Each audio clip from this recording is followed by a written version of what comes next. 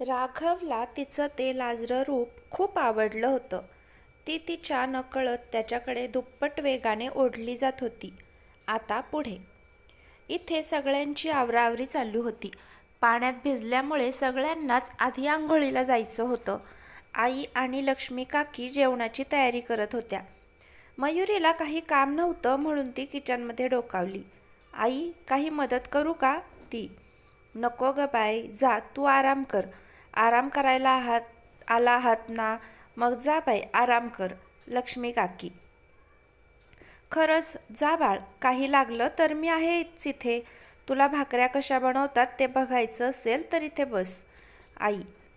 ती तिथे बसून काकी कशा भाकऱ्या बनवतात ते बघत बसली. मस्त झुणका भाकरीचा बेत होता.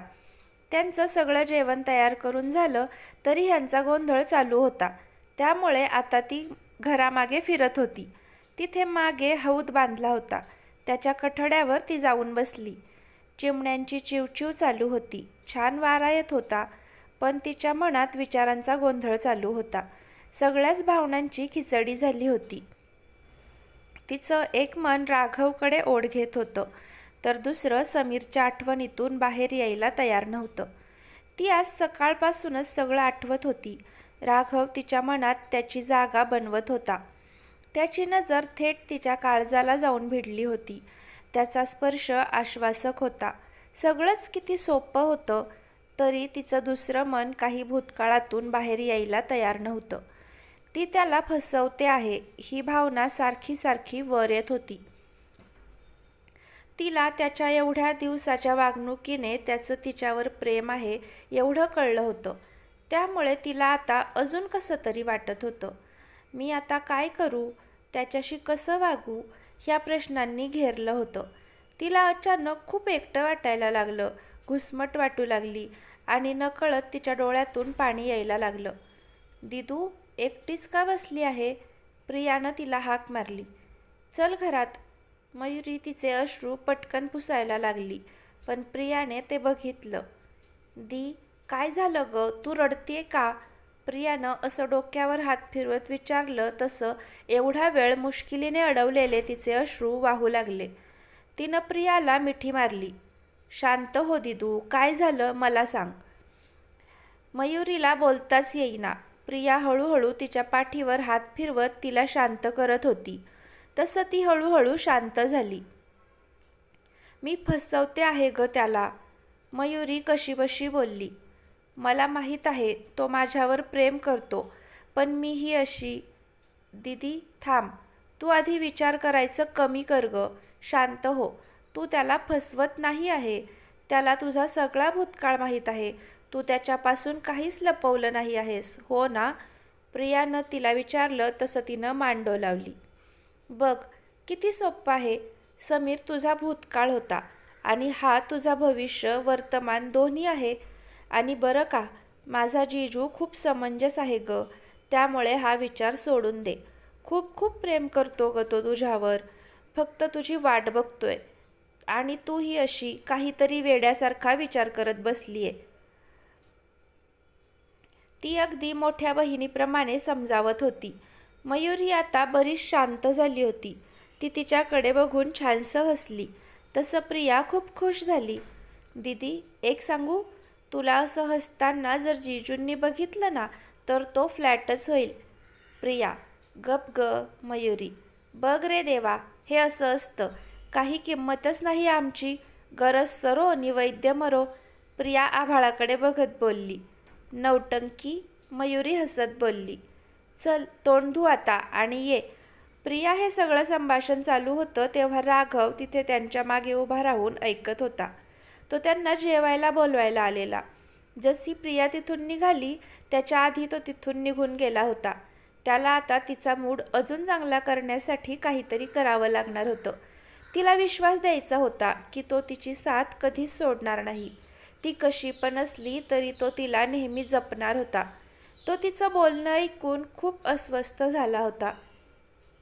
त्याच्या ह्या विचारात असताना आरोहीनं त्याला टपली मारली. भाई. आरोही. तो नेहमीसारखा चिडला नाही म्हणून तिनं त्याच्या गळ्याला हात लावून बघितलं. ताप तर नाहीये? काय झालं मग? ती त्याला विचारत होती. तसं त्यानं तिला त्या दोघी काय बोलत होत्या ते ऐकवलं. तसं ती पण विचारात पडली. आता सगळा प्लॅन कॅन्सल करावा लागणार, ती मनात म्हणाली. तिचं मन जपायला हवंय ग.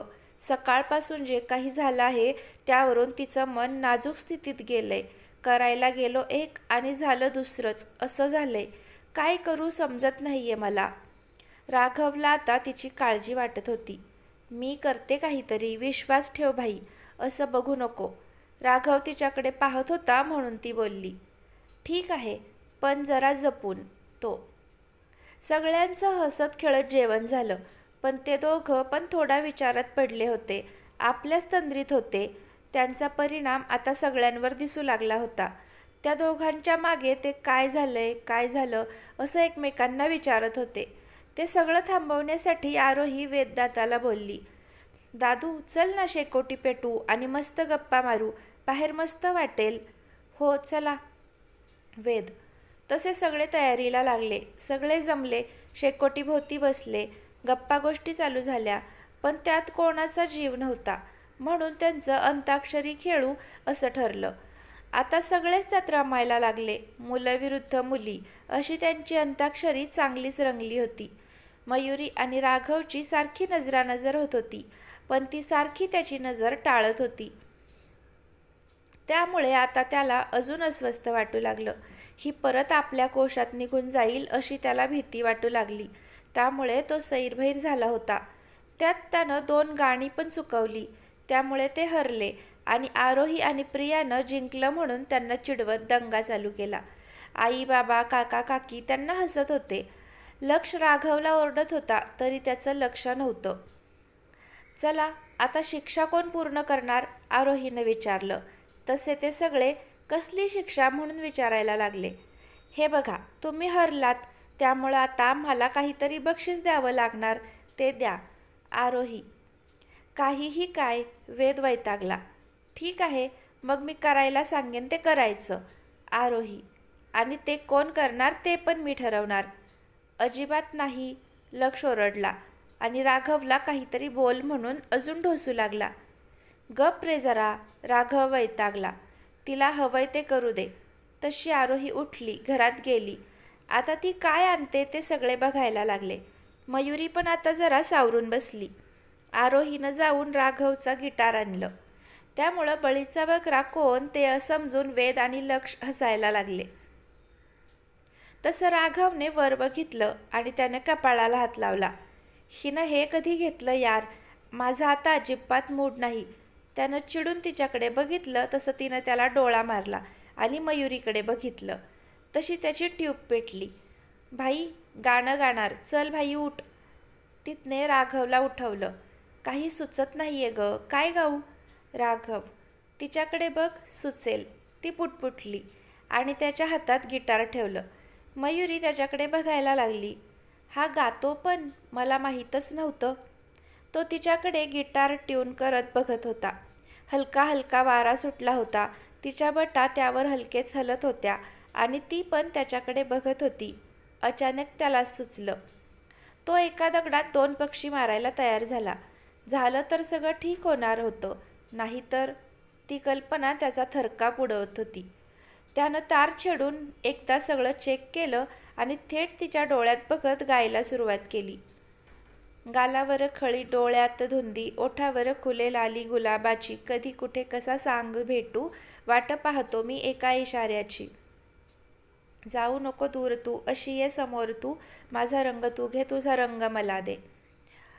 गालावर खळी, डोळ्यात धुंदी, ओठावर खुले लाली गुलाबाची, कधी कुठे कसा सांग तुला भेटू, वाट पाहतो मी एका इशाऱ्याची. जाऊ नको दूर तू, अशी ये समोर तू, माझा रंग तू घे, तुझा रंग मला दे. तो आर्तपणे तिला साथ घालत होता. माझ्यावर विश्वास ठेव, मी तुला कधीच एकटं नाही सोडणार, हे नजरेने बोलत होता. सगळेच त्याचं गाणं मन लावून ऐकत होते. मयुरी पण भान हरपून त्याच्याकडे बघत होती. तो गाताना नकळत त्याच्या डोळ्यांच्या कडा पाणावल्या होत्या. त्यामुळे तो काय सांगतोय हे तिला बरोबर समजत होतं. ती त्यांच्यात हरवत होती. सगळेच जण गाण्यात हरवून गेले होते. गाणं संपलं हे कोणालाच कळलं नाही. मस्त भाई, एकदम कडक, आरोही ओरडली. तसे सगळे भानावर आले. शेकोटी पण विझत आली होती. तसे आता सगळे त्याचं कौतुक करत एक एक करून झोपायला जायला लागले. राघवला आरोहीने तिच्याकडे ढकललं. तसा तो तिच्याजवळ जाऊन बसला. सगळे आत निघून गेले होते. ती तशीच पुतळ्यासारखी बसून होती. त्याला तसं तिला बघवेना. तिला आधार द्यावा म्हणून त्यानं हळूच तिच्या हातावर हात ठेवला. तसं पाणावल्या डोळ्यांनी तिनं त्याच्याकडे बघितलं. त्याचं कौतुक, त्याच्याबद्दलचा विश्वास, त्यांची मैत्री, तिला त्याच्याबद्दल वाटणारी ओढ सगळं त्या नजरेत सामावलं होतं. त्याला खूप बरं वाटलं. त्याने हलकेच तिच्या हातावर थोपटलं आणि तिला उठायला मदत केली. त्याला आता खरं तर तिला मिठीत घ्यावं वाटत होतं, पण तो स्वतःला सावरत बोलला, चल. ती त्याच्या पुढे चालायला लागली. तसं परत त्याने मागून हाक मारली, मयुरी. तिनं मागे वळून बघितलं. I love you Mayuri. राघवने तिला एकदाच शेवटी त्याच्या मनातलं सांगून टाकलं. ती त्याच्याकडे एकटक पाहत होती. त्याचे शब्द तिच्या कानापर्यंत पोहोचून मनात उतरायला वेळ लागला, पण ती त्यावर काहीच बोलू शकली नाही. तशीच त्याच्याकडे बघत उभी राहिली. शेवटी तिची परिस्थिती समजून त्याने हळूच तिचा हात पकडला आणि तिला घरात घेऊन गेला. तर पुढे काय होईल? मयुरी राघवच्या प्रेमाचा स्वीकार करेल की त्याच्याकडे आणखीन वेळ मागेल? तिच्या मनात काय आहे हे तिला सुद्धा कळत नाहीये. तर पुढे काय होईल हे आपल्याला पुढच्या भागात पाहायला मिळेल. तुम्हाला ही कथा कशी वाटते आहे कमेंटद्वारे नक्की सांगा. आवडत असेल तर लाईक करा.